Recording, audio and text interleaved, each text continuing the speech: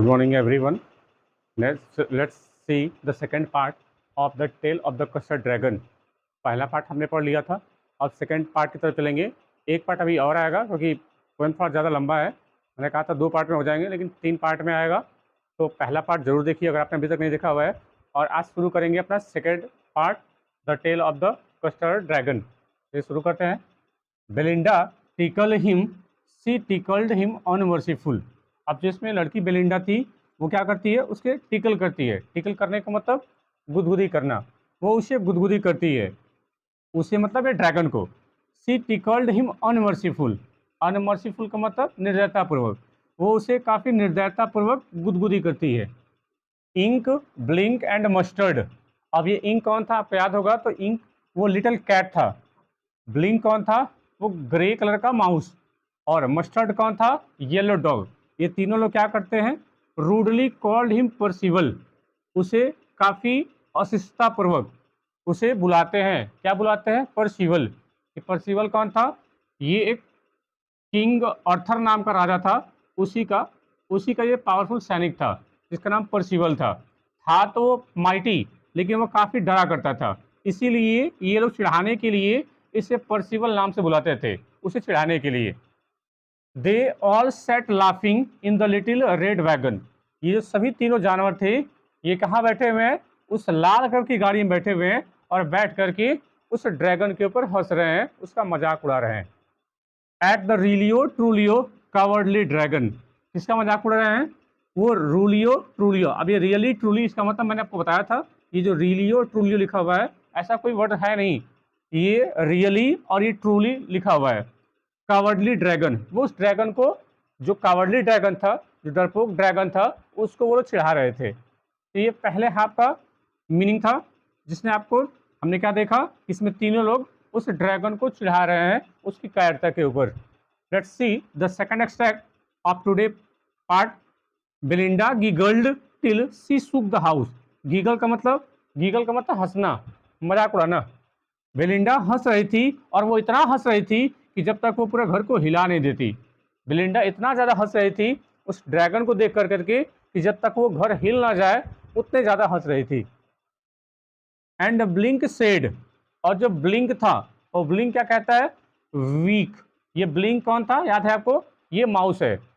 तो ये माउस क्या करता है, वीक। ध्यान रखिए, ये इनका साउंड है। जो माउस है उनका ये साउंड है, जिससे हम लोग का बोलना, हम लोग की आवाज़ ये है। वैसे ही चूहों का जो आवाज़ है वो वीक करते हैं, ये इनकी आवाज़ है। Which is giggling for a mouse. और वो जो है, जो ऐसा बोल रहा था, वीक कर रहा था, वो गिगलिंग फॉर ए माउस। वो माउस जो है, वो चूहा जो है, खूब हंसे जा रहा था। ये जो ब्लिंक है, जो माउस है, वो काफ़ी गिगल कर रहा था, बहुत ज़्यादा हंस रहा था। Ink and mustard rudely ask his cage. अब जो इंक और मस्टर्ड थे, इंक कौन थी, वो बिल्ली, और मस्टर्ड कौन था, येलो डॉग। ये रूडली आस्क, काफ़ी अशिष्टतापूर्वक उसे उसकी उम्र पूछते हैं, उस ड्रैगन की उम्र पूछते हैं कि तुम्हारी एज कितनी है। When custard cried. अब जब ये कस्टर्ड, कस्टर्ड कौन था आपको याद हो तो ड्रैगन था। ये ड्रैगन क्या करता है, हमेशा रोता रहता है, चिल्लाता रहता है, किसके लिए, for a nice safe cage. एक सुरक्षित पिंजरे के लिए हमेशा रोता रहता है। ये लोग उसका नाम पूछते हैं, उसका मजाक उड़ाते हैं, और ये हमेशा जो है एक सुरक्षित पिंजरा मांगते रहता है, क्योंकि ये डरपोक था। Let's see the next part of this poem. Suddenly they heard A नेस्टी sound. अब ये सब सीन चल ही रहा था, तो अचानक अचानक उन लोगों ने एक नेस्टी साउंड सुना। नेस्टी का मतलब काफी खराब। उन लोगों ने काफी बुरा साउंड सुना। साउंड कैसा था, मस्टर्ड ग्रोल्ड। ग्रोल का मतलब गुर्राना। अब जो मस्टर्ड था, आप कहते हो कि मस्टर्ड एक कुत्ता है, डॉग। ये उस आवाज को सुन करके भौंकता है, यानी गुर्राता है।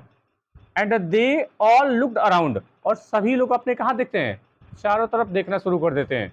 जैसे ही कोई आवाज़ आती है, जो सभी जानवर वहाँ पे थे, वो सभी अपने आसपास देखना शुरू कर देते हैं कि ये साउंड कहाँ से आ रहा है। म्यू। अब देखिए म्यू साउंड किसका है, ये बिल्ली का साउंड होता है, म्याऊ करना। ये उसी वर्ड को लिखा गया है।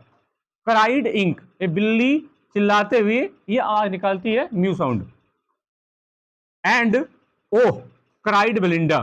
बेलिंडा कैसे आवाज निकालती है, ओह। ध्यान रखिए ह्यूमन का साउंड होता है, जब हम कोई सडन चीज़ देख लेते हैं तो मुंह से सडन जो फीलिंग निकलती है ओह वर्ड निकल जाता है। तो ये बेलिंडा का साउंड है और ये जो म्यू है या म्याऊ है ये इंक का साउंड है। For their was a pirate, pirate का मतलब समुद्री डाकू, क्योंकि वहां पे एक समुद्री डाकू था। वो क्या कर रहा था? Climbing in the विंडा।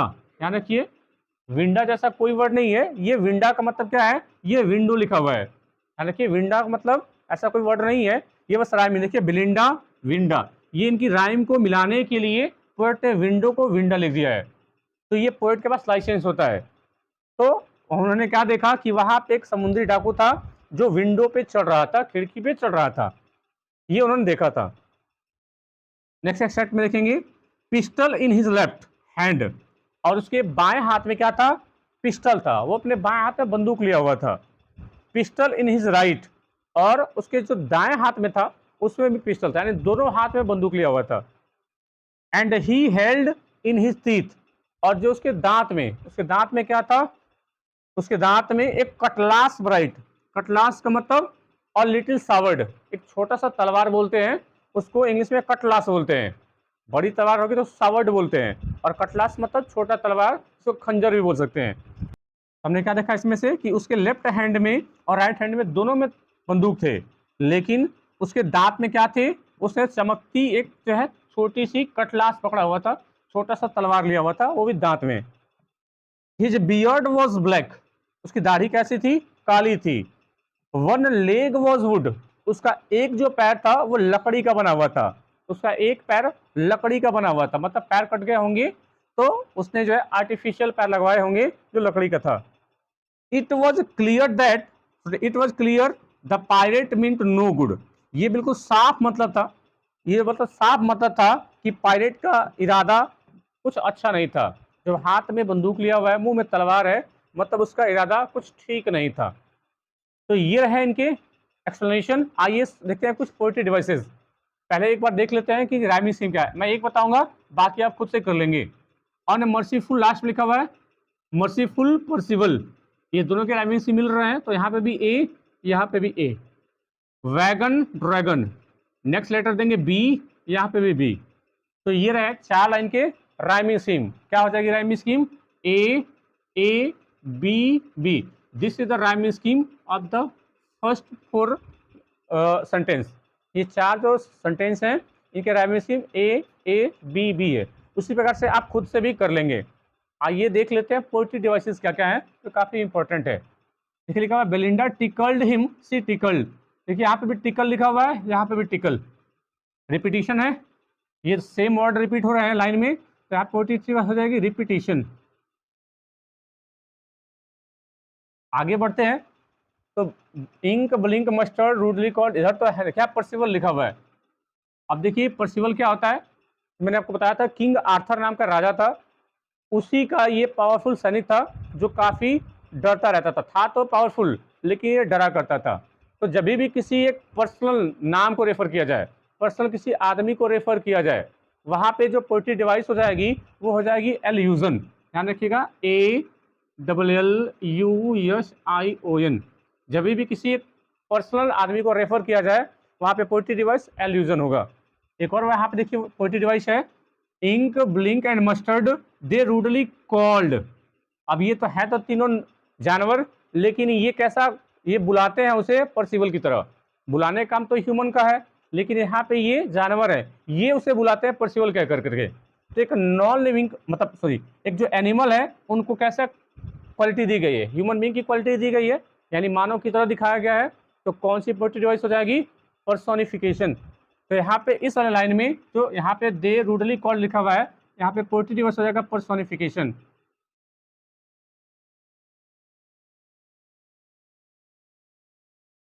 और आगे बढ़ते हैं, तो यहाँ पे देखा आपने रूलियो ट्रूलो लिखा हुआ है। मैंने आपको बताया कि ये पोएट के पास लाइसेंस होता है कि ये वर्ड को भी गलत लिख सकते हैं, तो यहाँ पे ये हो जाएगा पोएटिक लाइसेंस।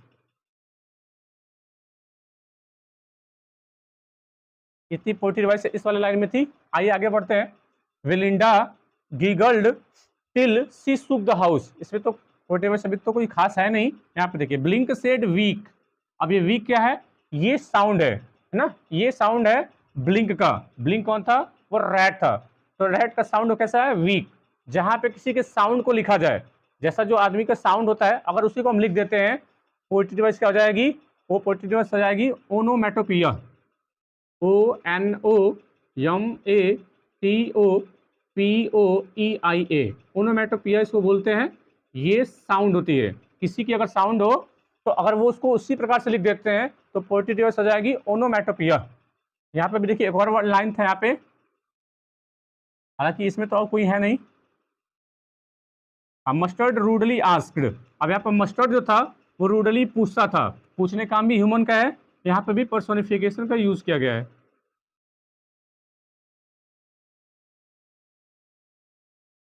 चलिए आगे बढ़ते हैं। इस वाले पैराग्राफ पे देखिए लिखा सडनली सडनली, एक ही वर्ड को दो बार रिपीट किया गया है, तो यहाँ पे भी कौन सी पोएट्री डिवाइस हो जाएगी? रिपीटिशन। अब आगे बढ़ेंगे तो mustard growled and they looked around, यहाँ पे भी कोई नहीं है पोएट्री डिवाइस। नीचे देखिए म्यू लिखा हुआ, म्याओ, ये साउंड किसका है? ये साउंड ऑफ कैट है, तो यहाँ पे पोएट्री डिवाइस क्या हो जाएगी? ओनोमेटोपिया। यहाँ पे देखिए एंड ओ, ये ओ साउंड किसका है? बेलिंडा का। यानी ये ह्यूमन की जो साउंड होती है वो सडन फीलिंग निकलती है तो ओ निकलती है, यानी यहाँ पे भी पोएट्री डिवाइस क्या हो जाएगा? ओनोमेटोपिया। अब यहाँ पे नीचे देखेंगे विंडा लिखा हुआ है, ध्यान रखिए ये विंडो को न लिखते हुए विंडा लिखा गया है ताकि ये बेलिंडा से इसकी राइमिंग मिल सके। तो यहाँ पे भी पोएट के पास लाइसेंस होता है, तो ये पोएटिक लाइसेंस लिखा हुआ है। ध्यान रखिएगा ये एक पोएट्री डिवाइस होती है कि पोएट किसी भी के पास लाइसेंस होता है कि वो किसी भी वर्ड को गलत भी राइट कर सकता है। अब नीचे बढ़ेंगे तो यहाँ पे तभी तो कोई पोएट्री डिवाइस दिख नहीं रही है। चलिए ये था मेन जो पोएट्री डिवाइसेस थी, उसमें ये पोएट्री डिवाइस इतने ज़्यादा। और देखिए इस वाला में एक आध डॉट हुआ है तो आप देख लेंगे, जैसे यहाँ पे देखिए लिखा हुआ है एच स्टार्टिंग में भी है, यहाँ पे भी एच स्टार्टिंग में है, यहाँ पे भी एच स्टार्टिंग में है। देखिए है तो ये कॉन्सोनेंट वर्ड, लेकिन साउंड में देखिए कॉन्सोनेंट है। ह, यहाँ पे भी हेल्ड में भी ह, और हिज यहाँ पे भी ह। तो स्टार्टिंग के अगर बिगिनिंग किसी वर्ड का जो लेटर स्टार्टिंग वाला अगर वो कॉन्सोनेंट साउंड प्रोड्यूस करे तो पोएट्री डिवाइस क्या होती है? एलिटरेशन। ठीक है, ध्यान रखिएगा अगर किसी भी वर्ड का जो पहला जो उसका लेटर है उसका साउंड अगर कॉन्सोनेंट है, ठीक है, यहाँ पे भी एच, यहाँ पे भी एच, यहाँ पे भी एच, तीनों के साउंड जो है कॉन्सोनेंट है, तो पोएट्री डिवाइस हो जाएगी एलिटरेशन। तो ये था पोएट्री डिवाइसेस। अगले एक्सट्रैक्ट में देखते हैं इसके explanation. Belinda paled and she cried help help. अब हमने क्या देखा? इससे बेलिंडा क्या होती है? पीला पड़ जाती है। जैसे ही वो देखती है उस समुद्री डाकू को, उसका चेहरा पीला पड़ जाता है। सी क्राइड हेल्प हेल्प। अब बेलिंडा क्या होती है? चिल्लाने लग जाती है बचाओ बचाओ, यानी मदद करने के लिए बुलाती है। बट मस्टर्ड फ्लेड, है ना, फ्ली का सेकंड फॉर्म है फ्लेड। लेकिन जो मस्टर्ड था, मस्टर्ड कौन था? वो डॉग था। वो क्या कर दिया? वो भाग गया विथ ए टेरिफाइड येल, काफी डर करके चिल्ला करके वो वहां से भाग गया। इससे पहले वो कहते थे कि हम काफी बहादुर हैं, लेकिन जैसे ही वो डाकू आया इन लोगों ने क्या किया? पहले सबसे पहले जो डॉग था, जो मस्टर्ड था, वो चिल्ला करके डर करके वहां से भाग गया। Ink trickle down to the bottom of the हाउस होल्ड। अब जो इंक था, इंक कौन था? जो इंक, वो जो इसको बिल्ली कहते हैं ना, इससे बिल्ली है, उसका नाम इंक है। वो क्या करती है? Trickle down to the bout of the हाउस होल्ड, वह घर के तलहटी में, घर के निचले भाग में भाग जाती है। And little mouse blink. अब जो छोटा ब्लिंक था, जो छोटा वो चूहा था, वो क्या करता है? स्ट्रेटेजिकली माउस होल्ड, वह अपने बिल में योजनाबद्ध तरीके से घुस जाता है। स्ट्रेटेजिकली का मतलब योजनाबद्ध तरीके से वो जा करके अपने बिल में छिप जाता है। यानी सभी यहाँ से जो एनिमल थे उस डाकू को देख के भाग जाते हैं। इससे पहले वो काफी बहादुर थे, वो ड्रैगन को चिढ़ाया करते थे, लेकिन यहाँ पे सभी लोग भाग जाते हैं। अब देखिए अगले स्टेट में क्या लिखा हुआ है? But up jumped custard. लेकिन वहां पे जो वो कस्टर्ड था, जो ड्रैगन था, वो क्या करता है? वो जंप करता है, उछलता है। स्नोटिक लाइक एन इंजन, स्नोटिंग मतलब फुफकारना, वैसे चिल्लाता है जैसे कि इंजन फुफकारता है, जैसे इंजन की आवाज आती है, इस प्रकार से वो साउंड करता है। क्लैश हिज टेल, और अपनी टेल को क्या करता है? टेल मतलब पूंछ, अपने टेल को क्लैश करता है, क्लैश मतलब पटकना। लाइक आयरन्स, अपने टेल को वैसे पटकता है जैसे कि लोहा जमीन पे गिरता है। एंड इन ए डंगजन, डंगजन मतलब जिसको बोलते हैं कि कारागार बोल लो, है ना, नीचे बेसमेंट जो होता है, उसको डंजन बोलते हैं, काल कोठरी जिसको बोलते हैं। काल कोठरी में जैसे लोहे बंद करने से, जैसे जेल को बंद करने से उसकी आवाज आती है, उसी प्रकार से इसके टेल की आवाज आती है जो अपनी पूंछ को पटकता है। With a clatter and a clank and jungling, ये तीनों का मतलब बजना होता है, स्क्रीम। और वो इतना जोर से अपनी पूंछ को पटकता है कि इसकी आवाज बहुत जोर से स्क्रीम करती है, ऐंठ करके आती है। He went eight the pirate, अब वो क्या करता है जो ड्रैगन, वो जो है पायरेट पे क्या कर, he went eight the pirate like a robin, वो ड्रैगन उस समुद्री डाकू के ऊपर अटैक कर देता है जैसे एक रोबिन पक्षी किसी भी वॉर पे, किसी भी कीड़े मकोड़े पे वार करता है। जैसे कि एक रॉबिन पक्षी किसी कीड़े मकोड़े को खा जाता है अटैक करके, उसी प्रकार से ये ड्रैगन इस पायरेट के ऊपर अटैक कर देता है। अगले स्टेप में देखेंगे, the pirate gaped at Belinda's dragon. अब जैसे ही ड्रैगन ने अटैक किया तो ये समुद्री डाकू था, ये बेलिंडा के ड्रैगन को देख करके, मतलब गैप्ड मतलब था घूरना, वो घूर करके देखने लगा कि वो मेरे ऊपर अटैक कर रहा हो। एंड गल्प्ड सम ग्रॉग, गल्प मतलब निगलना। इसके बाद डाकू ने क्या किया, वो निगल लिया। क्या निगल लिया? ग्रॉग, ग्रॉग का मतलब शराब। उसने जो है कुछ शराब का सेवन किया। फ्रॉम हिज पॉकेट फ्लैगन, फ्लैगन का मतलब सुराही। उसने पॉकेट में अपनी एक छोटी सी सुराही लिया हुआ था, एक छोटा सा बोतल लिया हुआ था, उसमें से वो वाइन निकाल करके गल्प कर लिया। गल्प मतलब निकल जाना। उसके बाद क्या लिखा हुआ है, ही फायर्ड, फायर मतलब फायर करना। उसने 2 बुलेट को फायर कर दिया उस ड्रैगन के ऊपर, but they did not hit, लेकिन उन गोलियों ने उस ड्रैगन को छुआ तक भी नहीं, मतलब वो गोली उसे लगा भी नहीं। एंड कस्टर्ड गोबल्ड हिम, है ना, गोबल का मतलब निगल जाना। कस्टर्ड ने क्या किया, ये हिम जो है पायरेट के लिखा हुआ है, वो जो कस्टर्ड वो ड्रैगन था उस समुद्री डाकू को निगल लिया, खा गया। एवरी बिट, प्रत्येक जो है कट के साथ, वो प्रत्येक बार उसको निगल लिया और उसे चबा गया। बेलिंडा इम्ब्रेस्ड, इम्ब्रेस्ड का मतलब गले लगा लेना। अब ये जैसे ही जो है ड्रैगन उस समुद्री डाकू को खा गया, बेलिंडा काफी खुश हो जाती है और जाकर के उसे गले लगा लेती है। मस्टर्ड लिक्ड हिम, मस्टर्ड कौन था, वो डॉग था। अभी क्या करता है, वो जाकर के ड्रैगन को लिक करने लगता है। लिक मतलब चाटना, उसे वो चाटने लग जाता है। नो वन मॉर्न्ड, मॉर्न का मतलब शोक मनाना। अब उसमें कोई भी जानवर शोक नहीं मनाया, किसका, फॉर हिज प्राइवेट विक्टिम, है ना, जो उनका वो प्राइवेट विक्टिम था, जो उनका वो पीड़ित था, जो मर गया था डाकू, उसका शोक किसी ने भी नहीं मनाया। Ink and Blink in glee did gyrate around the dragon that ate the pirate. अब बाकी जो इंक और ब्लिंक थे, ये खुशी पूर्वक, ग्ली मतलब प्रसन्नता पूर्वक, इन लोगों ने प्रसन्नता पूर्वक क्या किया, ड्रैगन के चारों तरफ क्या किया, चक्कर लगाने लगे। चारों तरफ उससे गोल गोल घूम कर करके मानो उसकी बड़ाई कर रहे हो, उसकी प्रशंसा कर रहे हो, उसकी बहादुरी का।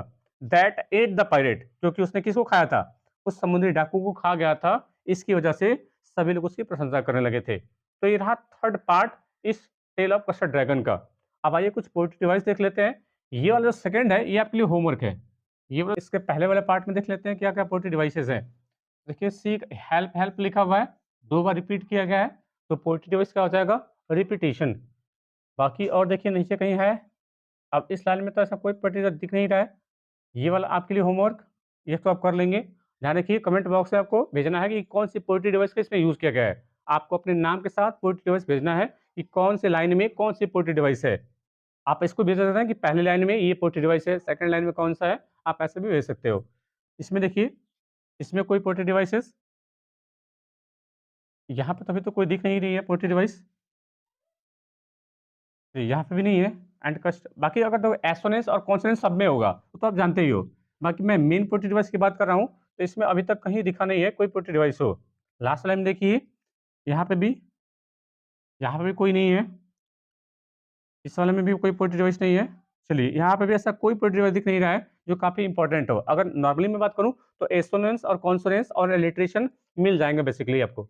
तो ये है पोएट्री डिवाइस थर्ड पार्ट के। अब एक लास्ट पार्ट बचा हुआ है, लास्ट पार्ट 4 आएगा, उसमें आपके मैं आंसर को मेंशन कर दूँगा कि क्या-क्या आपने जवाब दिया हुआ है और आपके नाम के साथ। तो आज के लिए इतना ही। Thanks for watching.